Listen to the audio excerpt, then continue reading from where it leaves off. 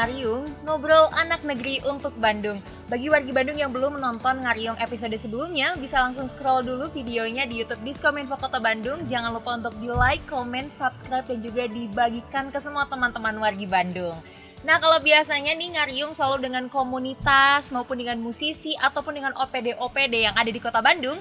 Kali ini Teh Adel sudah berada di salah satu wilayah Kota Bandung yang juga wilayahnya cukup besar, juga memiliki banyak potensi di dalamnya nih. Dan kali ini Teh Adel sudah bersama dengan narasumber yang tentunya mungkin wargi Bandung udah pada kenal. Halo Bapak Sampurasun, Rampes, Assalamualaikum wargi Bandung yang saya hormati, saya cintai. Siap. Bapak, mungkin ini bagi sebagian wargi Bandung udah pada mengenal Bapak, tapi mungkin sebagian lagi belum mengenal Bapak, boleh diperkenalkan dulu terlebih dahulu, Pak. Terima kasih wargi Bandung, saya di Dindik Kayuana, Camat Cibiru, Kota Bandung. Terima kasih diberi kesempatan di podcast ini untuk mempromosikan wilayah kami yang memang memiliki potensi yang luar biasa. Betul. Dari segi ekonomi, budaya, kemudian alamnya juga luar biasa, tidak kalah dengan daerah-daerah lain. Ya, gitu. Siap. Pak, sebelum kita ngomong-ngomong tentang Cibirunya sendiri, Ya. untuk Bapak sendiri sekarang kesibukannya apa sih, Pak? Sekalian kesibukan administrasi ya, sehari-hari pelayanan di kantor juga. Saya memang saat ini sedang disibukkan dengan persiapan hewan kurban. Kami sangat prihatin ya, memang ada beberapa kasus mengenai penyakit mulut dan kuku yang menimpa para peternak kecil kita. Ada yang sapinya 3 ekor terkena 2 ekor, ada yang sebagian yang mati, kemudian juga ada yang memang sempat dipotong ya. Nah sekarang dari Dinas Pertanian Tanaman Pangan juga intens ya untuk memantau, untuk mengkarantina sapi-sapi yang memang sudah terkena. Ya. Pak, kalau misalnya kita bicara tentang Kecamatan Cibiru ataupun wilayah Cibiru sendiri, ini kan cukup besar ya Pak wilayah cakupannya. Nah mungkin bagi wargi Bandung juga belum tahu nih Pak, cakupan wilayah Cibiru itu dari mana sampai mana aja sih Pak? Cakupannya memang berbatasan dengan batas kota ya, di sebelah timur ada Tugu Batas Kota, itu masuk paling timur Kota Bandung itu di Cibiru, kemudian berada di posisi, kalau dari arah timur berada di posisi sebelah kanan, terus melewati Bundaran, terus melewati UIN, terus melewati Transmart, kemudian Teras Sunda, Transmart, terus sampai ke seberang Telkom. Jadi ada Jalan Cilengkrang 1. Luas wilayah itu lumayan luas, tapi arahnya ke atas. Dari depan ini hanya jalan raya itu hanya 2 kilometer, tapi ke atasnya bisa sampai 7 kilometer. Gitu ya. Ya, siap. Pak, selain wilayahnya yang besar, berarti juga penduduknya juga banyak ya Pak ya. Untuk jumlah penduduk sendiri Pak di Cibiru ini berapa banyak Pak? Untuk yang termasuk mahasiswa yang, karena di kami juga ada UIN ya, ada UIN itu sampai 83.000. Tapi untuk yang resmi tercatat itu 62.150 jiwa. Itu yang tercatat, tetapi yang tidak tercatat kan ada mahasiswa, ada para pendatang, itu mencapai 83 ribuan. Boleh. Baik Pak, nah sebelum kita ngomongin tentang wilayahnya sendiri nih, tadi kan juga jumlah penduduknya lumayan besar ya Pak. Bagaimana sih Pak kondisi wilayah, bagaimana kondisi penduduk di Cibiru ini Pak? Jadi penduduk Cibiru teh unik ya. Jadi dari tengah-tengah ke bawah itu bersifat perkotaan. Di situ ada tempat, katakanlah ada mall, kemudian juga ada tempat kuliner, tapi dari tengah-tengah ke atas ini masih bersifat pedesaan. Mata pencaharian penduduk pun beragam. Masih banyak petani, peternak susu, ya sapi perah, kemudian sapi pedaging, termasuk peternak ayam, petelur juga ada.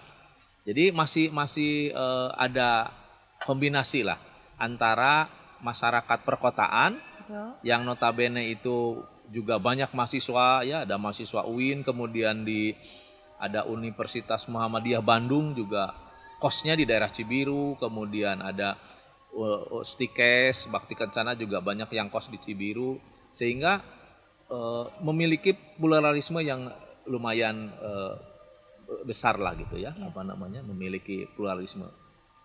Dari beragam mata pencaharian dari masyarakat, jumlah masyarakatnya juga banyak nih Pak. Berarti potensi dari Cibiru ini juga beragam ya Pak ya. Boleh Ya, betul, diceritakan betul. secara garis besar aja Pak, potensi apa aja sih yang dimiliki sama Cibiru Pak? Jadi potensi yang ada itu setiap hari Minggu itu di Cibiru itu ada pasar wisata. Oh, Itu memang awal-awalnya pada saat krisis moneter tahun 98 banyak orang yang di PHK, banyak orang yang berjualan di sana.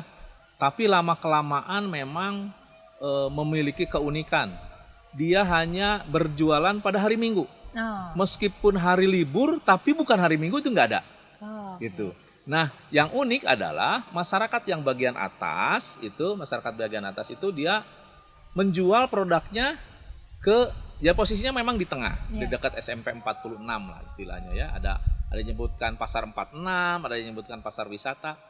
Pembelinya adalah orang-orang yang dari bawah. yeah. Nah, itu bertemunya di sekitar SMP 46 itu. Ada hasil-hasil bumi yang dari atas, ada buah-buahan, sayuran, kadang juga ayam gitu ya. Produk-produk ikan itu dia dijual pada hari Minggu. Nah, ya, memang unik sih, setiap kalau libur nggak ada, orang itu nggak ada. Tapi hanya hari Minggu saja. Dan lama-kelamaan memang karena memang itu pertemuan antara masyarakat yang dari bawah ya, bermukim di bawah dengan yang atas, itu memang sampai ribuan orang lah setiap minggu. Itu potensi unik, potensi pasar yang kita miliki. Memang ada beberapa awal-awalnya memang banyak yang merasa bahwa itu mengganggu karena memang menutup jalan. Tetapi lama-kelamaan pada saat COVID-19 sempat kami tutup itu hampir 4 bulan. Justru masyarakat menginginkan untuk membuka gitu ya, karena memang Cibiru kan gak punya pasar. Gak punya pasar tradisional Cibiru itu. Nah, itu satu-satunya ya di sana. Gitu. Penjual apapun itu ada di sana, meskipun pendatang juga, penjual yang datang dari jauh juga ada, tapi pada umumnya adalah penjualnya yang dari Cibiru bagian atas, termasuk kabupaten yang berbatasan dengan wilayah Cibiru itu berjualan ke bawah gitu. Daripada dijual hasil komoditi pertaniannya ke pasar, hari Minggu itu memang dia di pasar tumpah lah, pasar setiap hari Minggu ya Pak ya? Setiap hari Minggu. Kami menyebutnya pasar wisata karena memang orang di sana niatnya berolahraga, niatnya hanya untuk jalan-jalan, tidak niat untuk belanja harian seperti halnya kita pergi ke pasar misalkan ya, ke pasar Ujung Berung atau ke pasar Gede Bage kan niatnya mau belanja. Kalau ini hanya untuk berolahraga, kemudian berwisata, bawa anak kecil, bawa bayi yang didorong gitu. Tapi itu memang unik lah. Ada pertemuan antara para penjual dan pembeli itu, ya posisinya kebetulan juga di tengah-tengah gitu ya. Nah, dari pasar wisata ya Pak namanya, pasar wisata itu kan ada keunikan sendiri dan kebanyakan memang menjual produk-produk pertaniannya. Ya, betul. Nah, untuk potensi pertaniannya di Cibiru ini bagaimana Pak? Cibiru itu memiliki hampir 72 hektar tanah Pemkot. Ada sawah abadi, kemudian dikelola oleh Dinas Pertanian Tanaman Pangan, kemudian juga ada RTH ya, ruang terbuka hijau juga. Itu RTH itu memang dimanfaatkan juga oleh masyarakat untuk menanam sayur-sayuran misalkan gitu. Kemudian buah-buahan juga ada. Itu potensinya ya mungkin sekitar 72 hektar, bahkan mungkin 100 hektaran lah. Dengan yang milik warga gitu ya. Itu potensi yang ada gitu. Siap. Nah, di pasar wisata itu sendiri kan memang disediakan untuk masyarakat yang mau berjualan ataupun membeli barang dagangan di sana gitu ya Pak. Nah, dari kecamatan sendiri nih Pak, apakah ada pengelolaan khususnya di pasar wisata itu atau seperti apa Pak? Kami menyerahkan ke RW dan di RW itu dibentuk pengelola pasar gitu ya. Hanya kami menitipkan bahwa ada UKM yang perlu difasilitasi. Betul. Total UKM di Cibiru itu hampir 6 ribuan. Dari mulai kuliner, fashion, kemudian cenderamata, dari mulai kaos, kemudian pembuatan goodie bag, kemudian banyak sekali ya. Iya, Itu total dari mulai tukang gorengan dan sebagainya itu hampir 6.000. betul. Hampir 6.000. Memang pada saat Covid itu semuanya tidak hanya di Cibiru lah, mungkin seluruh Indonesia bahkan seluruh dunia juga merasa terpuruk. Tetapi sekarang alhamdulillah kita sudah level 1 ya. Alhamdulillah. Level 1 bahkan per hari ini juga di Cibiru itu 0 kasus. Mudah-mudahan bisa terus gitu ya, bisa terus terkendali sehingga warga kami yang terutama yang UMKM itu yang 6.000 itu bisa menggeliat kembali lah. Karena di situ kan banyak orang yang terlibat. Di samping penjualnya juga mungkin pembuatnya dan lain sebagainya. Betul. Nah, selain kegiatan perekonomian tadi Pak, ada pasar wisata, terus juga ada 6.000 UMKM di sini. Gimana sih Pak perkembangan perekonomian di Cibiru sendiri dari tahun ke tahunnya gitu Pak? Alhamdulillah ya, sekarang mungkin mulai lagi. Setelah 2 tahun kita terkena pandemi, memang semua prihatin lah. Tetapi ada juga potensi-potensi alam yang didesain oleh pemerintah kota seperti tempat ini ya, namanya wetland park. Keren sekali memang, tetapi juga tidak hanya ini. Di sebelah atas juga ada untuk saudara-saudara, rekan-rekan warga Bandung anu resep sasapedahan goes ya. Di sana ada namanya Hutan Kartini. Ya. Hutan Kartini memang milik seseorang ya, memiliki ya Ibu Kartini Ginting. Beliau sekitar 6 hektar lahan berbentuk hutan yang tidak boleh dipergunakan apapun kecuali bersepeda. Dan itu sepedanya adalah mountain bike ya. Jadi dari atas belok-belok itu sampai dan tidak boleh ada satu pohon yang ditebang. Persyaratannya gitu Ibu Kartini, itu yang luar biasa ya. Kemudian oleh komunitas itu dibuat treknya. Nah itu di sana setiap hari Minggu itu banyak sekali orang yang bersepeda. Ada yang mencoba untuk menguji adrenalin lah. Karena memang kan cukup terjal. Betul. Kemudian ada juga yang hanya nonton. Kemudian selain itu ada Pemkot Bandung melalui Dinas PU itu, Dinas Pekerjaan Umum itu membuat tangga 100. Di bawah Hutan Kartini itu ada tangga 100. Di seberangnya lagi ada tangga 101. Ada 101. Jadi ada tangga 100, ada tangga 101. Nah itu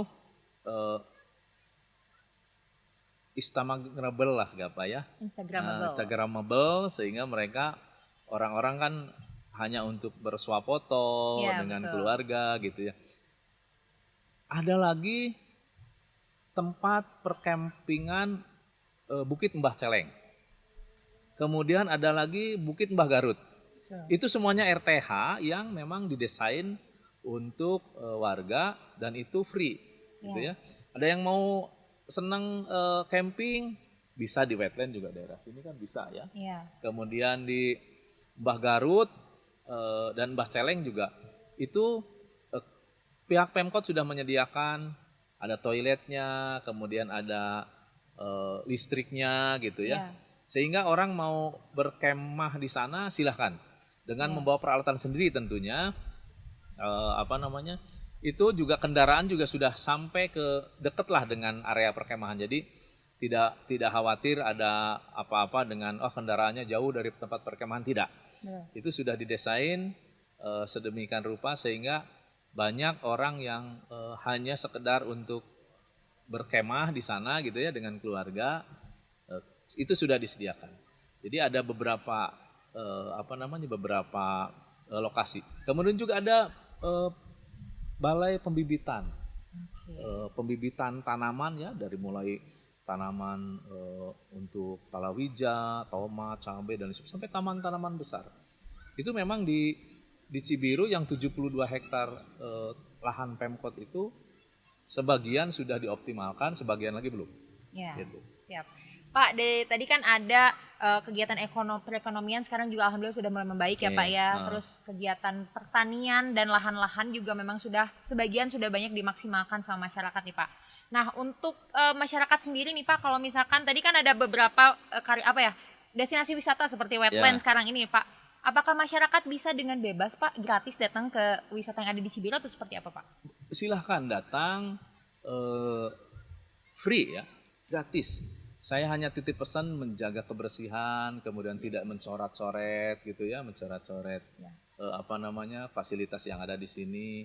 Kemudian juga silahkan membawa bekal sendiri karena kami Iya. juga di sini kan tidak ada ya hanya warung kecil lah Ya.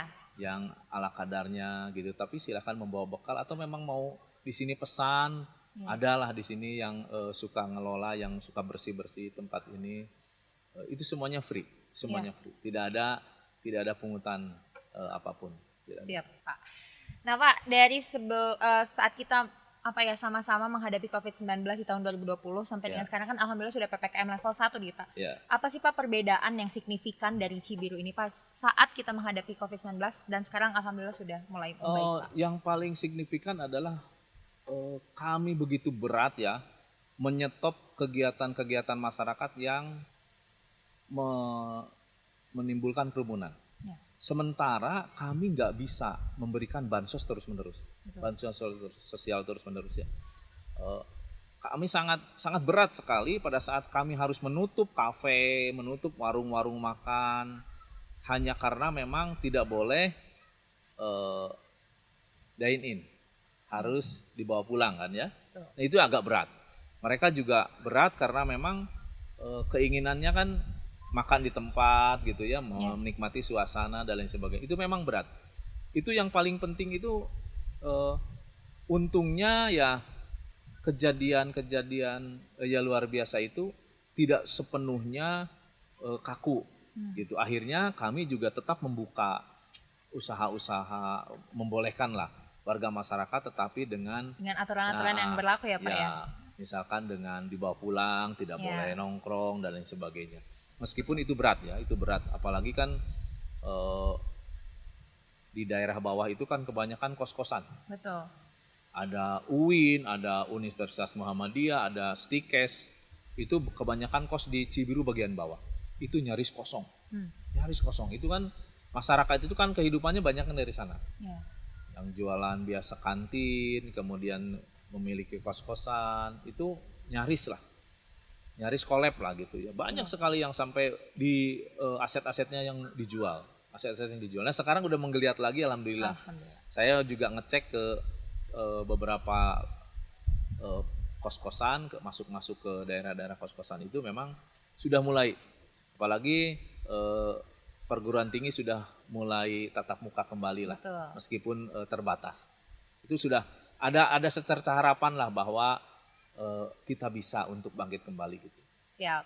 Jadi Pak bisa dibilang daerah Cibiru teh walaupun kita misalkan yang penting mah punya keinginan untuk berusaha gitu ya, bisa ditanami apa aja ya di Cibiru ya?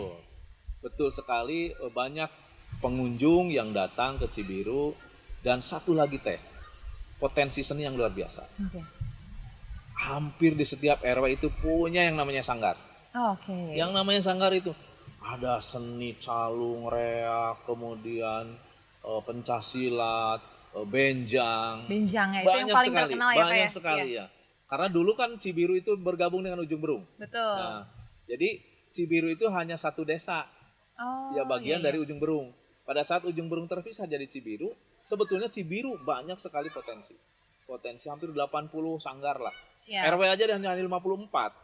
Ini sanggar aja 86 kalau nggak salah. Luar biasa banget di Cibiru nih. Ya, jadi besok juga Dinas Pariwisata mengadakan kegiatan penutupannya di Cibiru.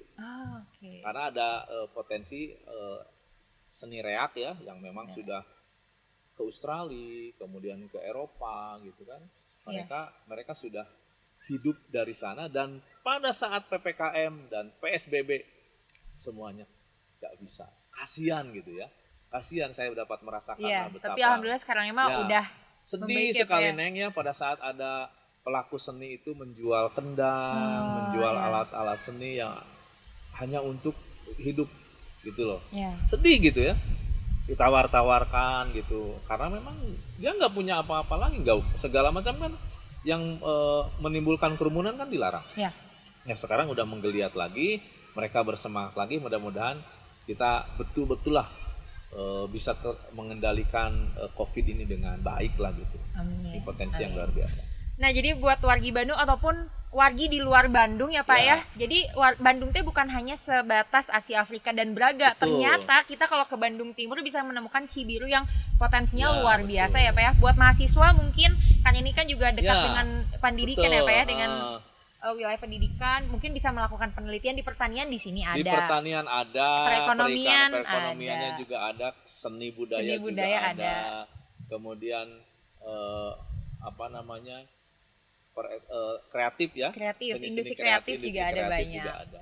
Siap. Jadi ini tuh memang salah satu kecamatan yang lengkap ya warga Ya, Bandung. betul. Jadi kalau ke Bandung jangan lupa untuk mampir-mampir nih ke Ke Cibiru, wetland, ya, ke wetland ada juga. Ini berapa negara ya pertukaran remaja pernah datang ke sini. Oke. Ya, ada di webnya wetland lah. Ya. Wetland Cibiru. Nah, itu beberapa negara dari Amerika Latin, dari Asia Barat juga pernah datang ke sini para pemudanya. Ya, mereka mengagumi lah bahwa level kota gitu ya. Sebutnya saja kota gitu, kota Bandung, tapi punya yang seperti ini. Betul, Punya luar yang biasa seperti ini, banget kan? Pak. Ya. Kan jarang kota itu kan kesannya itu kan kota itu kalau image kita kota itu kan mall, Gedung-gedung ya Pak ya. gitu. Betul. Ini kan sawah masih ada, kolam masih ada, Lahan sungai tadi hijau gemerciknya kan masih banyak. ada, peternakan masih ada gitu. Betul. Itu memang Cibiru kan daerah perluasan, tadi Ya, kan Kabupaten betul. Bandung. Oke, baik Pak. Nah Pak, mungkin yang terakhir nih Pak, sebagai camat Cibiru nih, ataupun juga mewakili warga Bandung, harapan Bapak nih Pak ke depannya Cibiru seperti apa dan harapan untuk kota Bandung Pak? Oke, pertama saya mengharapkan masih ada potensi lahan-lahan Pemkot yang masih tidur ya, masih tidur belum termanfaatkan dengan dengan optimal. Nah, masih benar-benar masih berfungsi sebagai RTH, tetapi fungsi edukasinya yang belum. Saya mengharapkan mungkin ada investor, ada apapun lah ya, siapapun, kemudian dari pihak pemerintah pusat pun, misalkan untuk mengoptimalkan RTH ini jangan hanya sudah aja sebagai ruang terbuka hijau yang hanya menghasilkan oksigen gitu, tapi untuk edukasinya belum. Termasuk sawah juga kan, persawahan kan ada sawah abadi juga di kita ini. Ada sawah abadi yang memang masih ya hanya sawah aja, yang menikmatinya hanya penggarap gitu ya, tapi belum ke edukasinya, belum ke edukasi. Yang kedua adalah saya mengharapkan bahwa ayo wargi Bandung jangan jauh-jauh lah. Dari kota Bandung ke sini kan hanya 12 kilo, 10 kilo ya dari pusat kota itu. Dengan kendaraan itu hanya setengah jam, bahkan kalau motor itu 20 menit udah sampai. Ayo kita nikmati di sini, udaranya masih segar, kemudian oksigen juga di sini masih bersih lah gitu ya. Kita nikmati bahwa memang potensi yang ada miliki ini, yang kami miliki di Cibiru ini belum semuanya dioptimalkan. Warga memang mungkin fasilitas kami belum memadai ya. Tempat kulinernya memang masih adanya di bawah, di Cibiru bagian bawah. Tapi untuk ke atas memang tempat-tempat ini masih segar lah. Tempat ini masih segar. Ini udah jam berapa ini? Jam 12 ya? 12 ini udah. Masih sejuk-sejuk seperti ini Betul. kan? Masih sejuk kan gitu ya. Gak ada istilah haredang ya Pak ya, di sini ada sejuk ada gitu. Haredang, ada. Siap. Bapak hatur nuhun pisan Sama-sama, udah Neng. hadir di Ngariung Pak. Oke. Semoga ini wargi Bandung hari Sabtunya teh nggak ke mall Pak, tapi insya Allah ke Oke. wetland atau ke Cibiru. Saya Siap. tunggu warga Bandung. Kita weekend di sini, kemudian manfaatkan potensi yang ada. Toh di sini free gitu ya. Betul. Di sini free ya. Berilah kami masukan yang untuk membangun gitu ya. Betul. Oh ini kurang itu, saya senang. Ya. Bahwa masukan-masukan baik nanti mungkin di YouTube ya, channel YouTube. Komen-komennya saya tunggu. Kemudian seperti apa kami terbuka. Komen Anda mungkin juga akan menjadi perbaikan buat kami. Terima kasih. Siap. Assalamualaikum warahmatullahi wabarakatuh. Siap, hatur nuhun sekali lagi Pak. Baik warga Bandung, itu tadi perbincangan seru nih sama Pak Camat di Cibiru. ternyata Cibiru juga punya potensi yang banyak. Jadi buat wargi Bandung ataupun wargi di luar Bandung yang pengen ke Bandung bisa langsung mampir dulu ke Cibiru. Jadi foto-fotonya bisa lebih instagramable nih, bisa bernuansa alam juga. Nah itu tadi Ngariung episode kali ini. Jangan lupa untuk di like, comment, subscribe, dan juga di share. Dan tadi sesuai dengan arahan Pak Camat bisa langsung komen juga di bawah ya. Sampai jumpa di Ngariung episode selanjutnya.